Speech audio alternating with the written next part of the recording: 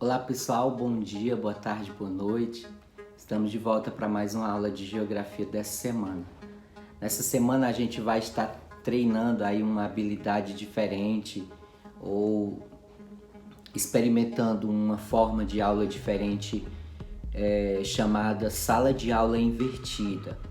Eu trouxe uma homepage, um site aqui produzido pelo Augusto Cury, esse psicanalista, acho que psicólogo também, ele é muita coisa aí. Ele é escritor também de livros ótimos, digam-se de passagem, se vocês tiverem a oportunidade de conhecer, fica a dica. Eu trouxe um site onde ele é o autor desse projeto chamado Escola da Inteligência, Educação Socioemocional, e para reforçar aqui a ideia da nossa aula de hoje, essa ideia da sala de aula invertida, né? Só para vocês entenderem que não é um projeto novo, não é nada, não é nenhuma novidade que eu estou trazendo aqui para vocês, no sentido de que seja eu que esteja inventando. Como a escola profissionalizante, ela tem essa ideia de desenvolvimento do protagonismo do aluno, tem essa ideia de desenvolvimento da autonomia de cada um de vocês, então eu me senti mais à vontade para estar testando, né? Não quer dizer que a gente fique eternamente nessa modalidade, fazendo isso, mas a gente vai fazendo testes, observando a receptividade de vocês, como é que ocorre, como é que vocês recebem essas propostas, né? Mas vamos ver aqui, ó, o título da matéria, como vocês veem aí, você sabe que é sala de aula invertida? Caso vocês queiram se aprofundar, né, pessoal, saber, vocês vão observar, caso vocês queiram ir atrás, se aprofundar, saber como é que funciona, vocês vão ver que é muito mais complexo do que o que eu vou aplicar aqui com vocês. Eu vou aplicar com vocês apenas um traço, 1/10 do que é a sala de aula invertida. Aqui eu vou ler um trecho inicial, ó. Já imaginou se existisse uma aula em que os alunos já soubessem a matéria e pudessem compartilhar conhecimento com os colegas? Então, eu não estou trabalhando com vocês essa ideia de mandar o vídeo antes e depois a gente trazer alguma coisa lá no Meet. Então, aí já é uma ideia, né? A partir daí a gente pode elaborar debates também mais aprofundados para esse encontro que a gente vem depois dessa aula gravada que eu envio no grupo de vocês, né? Eu posso também estar enviando para vocês ideias de leituras, passar um texto, alguma coisa em que a gente possa estar trazendo o debate após na nossa aula no Meet, mas isso fica para futuras ideias. Flipped Classroom, em inglês. No modelo de sala de aula invertida podem ser sinalizadas grandes mudanças em relação ao modelo tradicional. Como o próprio nome indica, existe uma inversão no processo de ensino e aprendizagem que instiga o aluno a buscar e demonstrar conhecimento. Essa é a ideia, gente. A ideia é que vocês deixem de estar só me assistindo, que vocês deixem de me considerar como a única fonte de conhecimento, né? De repasse de conhecimento, e que vocês também venham produzir conhecimento, vocês também venham buscar a autonomia de vocês em adquirir o conhecimento. Destituindo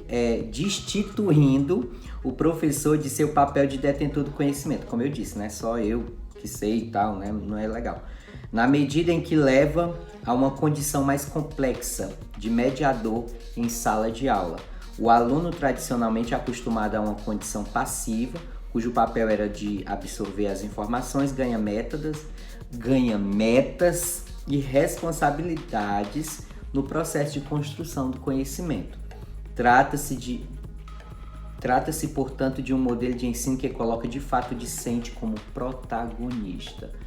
Outra ideia que fala aqui mais à frente, gente, ó, o funcionamento da sala de aula invertida, nesse segundo parágrafo, a sociedade, porém, exige indivíduos cada vez mais críticos, autônomos e capacitados emocionalmente. Eu quero destacar isso, eu já vou falar por quê.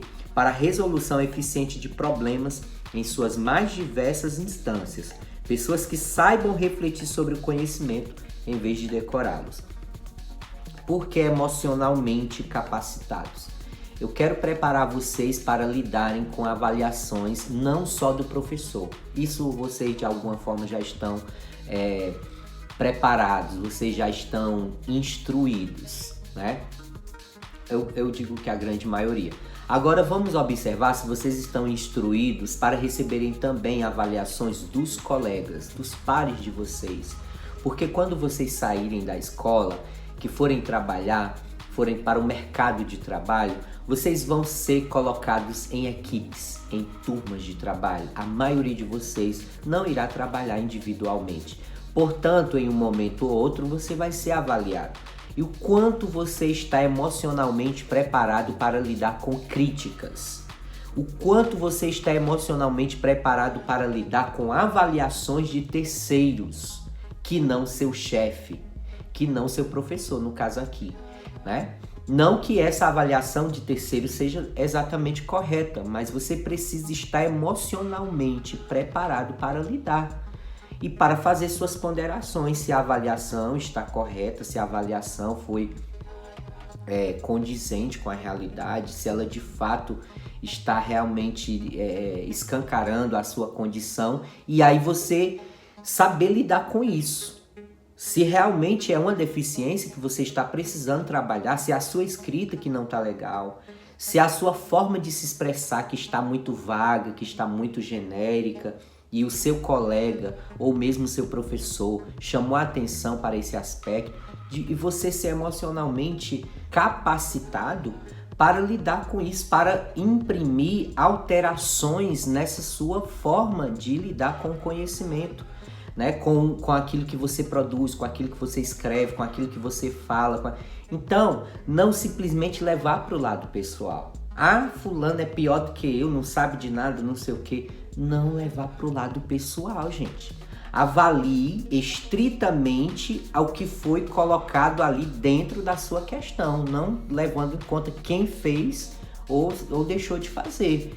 Se foi o seu chefe ou se foi um colega de trabalho como você. Se foi o seu professor ou seu colega ali de sala. Entendeu? Então, a sala de aula invertida, ela visa trabalhar esse protagonismo e essa capacidade emocional, essa capacitação emocional de lidar com o estresse, porque sai da rotina, sai da situação normal da sua sala de aula. Se vocês forem ler essa matéria mais completa, vocês vão ver que para realmente você aplicar a sala de aula invertida, tem muita coisa que poderíamos ainda estar aplicando em nossa aula, mas vamos com calma. É bom a gente ir no passo do gado, como diz um ditado aí na minha região. É bom você ir com calma, você ir aplicando direitinho, observando se é possível. Não é porque uma ideia é incrível, é show de bola, funcionou lá na Califórnia, funcionou em Nova York, funcionou em São Paulo, que necessariamente ela vai funcionar nas nossas aulas aqui na EP de Viçosa, né, pessoal? Então, o que for bom e o que funcionar, o que for para desenvolver as nossas habilidades de fato, então a gente vai aplicar. Na sequência, pessoal, eu vou estar mostrando o exemplo, então, como é que vai ser essa nossa sala de aula invertida de hoje. Na aula passada, nós fizemos uma avaliação em trio ou em célula, né? Teve umas turmas aí que eu aproveitei as células que você já tem formada aí na escola, né? Então, ou em trio ou em células. E eu coloquei lá 3 questões, coloquei a pontuação máxima para caso você responda completamente a todos os comandos das questões, né? E compartilhei com vocês em um documento do Google, né? Chamado Google Docs ou Google Documentos, em português mesmo. E aí, vocês fizeram, né? A grande maioria, a grande parte, quer dizer, quem não fez, é provável que vai ficar de recuperação nesse período e vai fazer recuperação após as nossas avaliações globais, né? Já deixando aqui um recadinho para a situação de quem não fez, tá bom? Então, não é o fim do mundo, mas vai ficar de recuperação, não vai perder pedaço não vai arrancar braço nem nada não.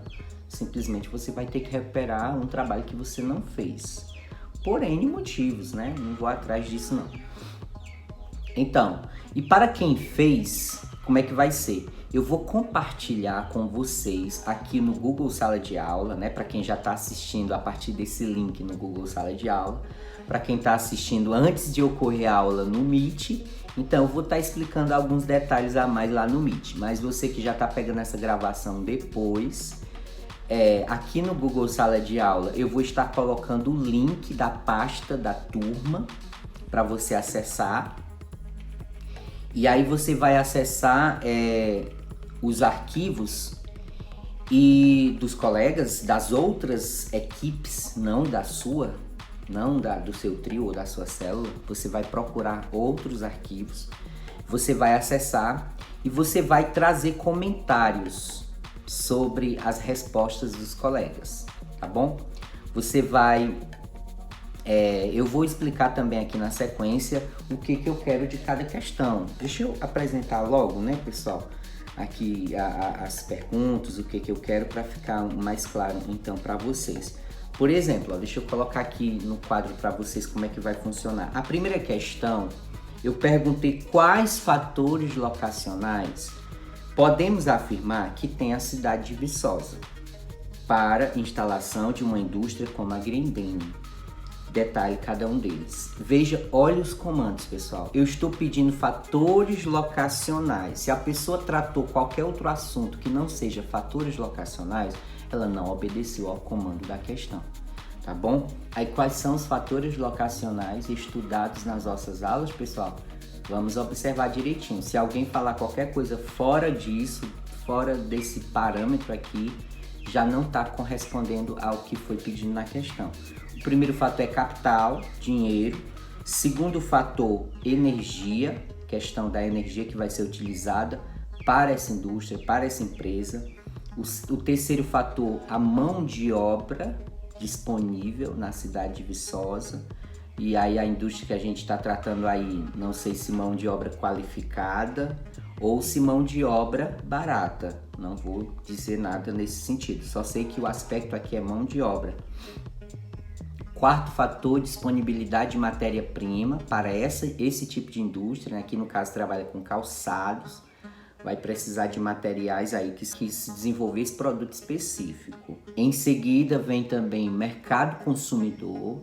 Se essa indústria se instalando em Viçosa, ela teria mercado consumidor para isso ou não? Se ela precisaria estar exportando, estar transportando, que levaria novamente em conta os meios de transporte, que é o que eu vou apresentar aí na sequência.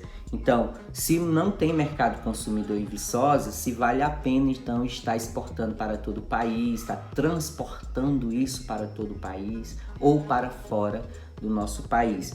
Por último, aí sim, os meios de transporte. É um outro fator locacional que é levado em conta, esse escoamento da produção ou a questão também da chegada de matéria-prima, se não tiver matéria-prima na cidade. Essa chegada da matéria-prima, ela vai depender do meio de transporte, se trem, se avião, dependendo da indústria, né? Vai depender, às vezes vai precisar de uma matéria-prima que possa estar chegando de avião, né? Avião, trem, caminhões. E aí, se for caminhões, tem que ver a questão das estradas, né? E assim vai, tem que observar o fator transporte e tudo que envolve esse pacote de logística da produção e da questão também das matérias-primas, tá bom? Então destaquei aí quais são os fatores locacionais. Se alguém abordar qualquer coisa fora disso, fora desse aspecto, então já não corresponde ao que foi solicitado na questão. Então, seguindo, eu pedi os fatores locacionais para a instalação da indústria Grendene. Aí é interessante a pessoa saber o que a Grendene faz, se ela emprega muita gente, se ela emprega pouca gente, e aí vai, né? E detalhar cada um deles. Se eu disse que o fator transporte, meios de transporte, é um fator benéfico para a chegada da Grendene em Viçosa, então eu vou detalhar isso. Eu vou explicar por quê, tá bom? Não é só dizer transporte, tal. Não, você precisa detalhar. Olha, o fator transporte, meios de transporte, vai ser benéfico para a Grendene porque nós temos uma linha férrea que liga Viçosa do Ceará a Fortaleza. Tô dando um exemplo bem esdrúxulo, né, gente? que não condiz aí totalmente com a realidade, né, pessoal? É só um exemplo, tá bom? Tô só dando um exemplo. Vamos lá. Aí a segunda questão, quais fatores seriam um problema para a instalação da Microsoft em Viçosa do Ceará? Então aqui eu já estou falando de problema, o outro são fatores que iriam ajudar a Grendene a vir para Viçosa. Já isso aqui é os fatores que iriam ser um problema, uma dificuldade de instalação de uma empresa de tecnologia, uma empresa ligada aí ao terceiro setor da Revolução Industrial, que é a Microsoft. Então, pessoal, nesse aqui já eu não pedi para detalhar, né? Era interessante até eu ter pedido, mas como eu não coloquei, então eu não posso estar cobrando, né, gente? Tem que observar os detalhes, os comandos. O que o professor cobrou, eu tenho que dar conta. Se eu não der conta, então eu não vou esperar a nota máxima daquela questão, tá bom? Terceira questão, Viçosa do Ceará é uma cidade de pequeno porte do estado do Ceará, não sendo um grande polo industrial de destaque. Faça uma lista de 4 consequências boas e 4 consequências ruins em ser uma cidade sem muitas indústrias como Viçosa do Ceará. Veja que a nota máxima aqui é para quem colocar 4 elementos, 4 fatores bons e 4 fatores ruins para em Viçosa do Ceará ser uma cidade assim sem muitas indústrias, tá bom? O máximo, que no caso são 4 pontos. E aí, pessoal, vocês vão estar acessando esses documentos com a possibilidade apenas de colocar comentários. Vocês vão poder estar fazendo o exemplo que eu vou estar colocando aí na sequência. Deixa eu colocar aqui, pessoal, agora no celular, né, para vocês verem. Pronto, aí vai abrir a pasta assim, né, ó, com o nome dos arquivos dos colegas de vocês. Vocês vão escolher um desses arquivos, né, principalmente esses que estão em formato de documento mesmo, né, já que alguns colegas postaram aqui outros formatos de documento. Mas a ideia era que fosse respondido no próprio documento mesmo online que eu passei para vocês, tá bom?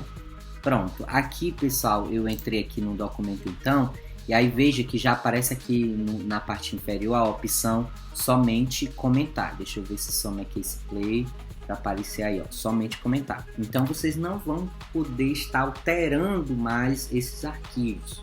Né? Quem porventura estiver pensando, eu vou entrar no meio para melhorar a resposta e tal, não tem mais como. Vocês só poderão comentar.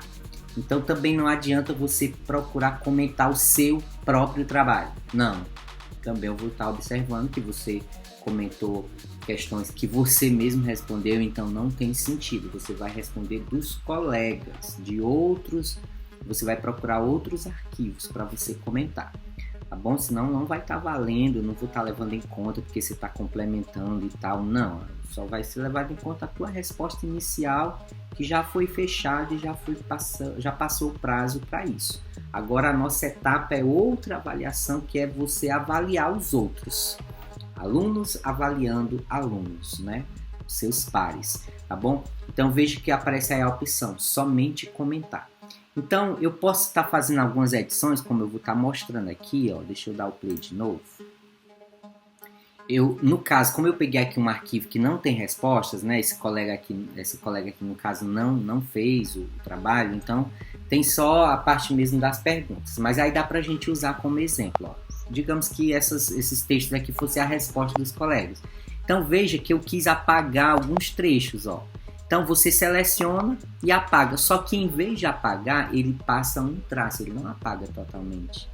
Então significa que você não concordou com aquele trecho daquela resposta, entendeu? E aí então você vai lá, seleciona aí, dá a ideia de apagar, mas não, ele só faz riscar. Depois que você fizer esses rabiscos, né? Isso aqui tá errado, riscou, isso aqui tá errado, riscou. Ficou barulhinho aí, né, gente? Então, deixa eu pausar, porque senão esse barulhinho. Então, pessoal, após a resposta dos colegas, aí você vai fazer o seu comentário. Quer dizer, você rabiscou lá a resposta dos colegas, tirou alguma coisa que você acha que não estava correto, e aí lá embaixo você vai colocar o que seria o correto. Então, se você diz que aquele fator Não é um exemplo de fator repulsivo em Viçosa. O colega está equivocado. Então você riscou lá, como eu fiz aí o exemplo. Isso pode ser tanto no computador quanto no celular, do mesmo jeito, tá bom? E aí você lá embaixo vai explicar, olha, esse fator, ele não é um fator repulsivo, Viçosa não tem isso, eu não concordo, tal, tal. Aí você vai elaborar com a sua argumentação em cima dessa colocação do seu colega, tá bom? É essa a ideia. Depois você vai ponderar quanto é que vale a resposta, então, do colega, né? A nota obtida, a máxima que vale a questão é 4, mas se o colega não contemplou todos os comandos da questão, aí você faz aí a sua ponderação. Claro, depois eu vou estar vendo se você ponderou adequadamente ou não, ok? Aí você só vai comentar uma questão, tá bom? Você só vai comentar uma questão do seu colega, tá bom? Não vai precisar você corrigir todas as 3 questões desse formulário que você está acessando. Você escolhe questão 1, questão 2, questão 3. Se o formulário que você acessar já tiver sido corrigido a 1 e a 2, você corrige a 3. Se só tiver a 1, quer dizer, você vai observando aí também, porque se já tiver comentário, então você pula para outro, tá bom? Procura outro formulário, outras questões para você estar comentando, fazendo essa sua colaboração, tá bom? Só uma questão e aí beleza, só sair tá resolvido, beleza? É isso aí, pessoal. Espero que vocês tenham gostado dessa ideia, né, da sala de aula invertida, que vocês colaborem, né? Claro, se não funcionar, por N motivos, não der certo, fica valendo aí como uma tentativa, tá bom? A gente tentou, pelo menos, tá bom? E se funcionar, a gente pode estar replicando isso mais vezes, desenvolvendo melhor até essa ideia, como eu já havia apontado para vocês, a sala de aula invertida não é somente isso, ela é muito mais do que isso. A gente está só começando, só fazendo um teste aí com alguma parte do que seja a sala de aula invertida. Fiquem todos com Deus, um abraço e até a próxima.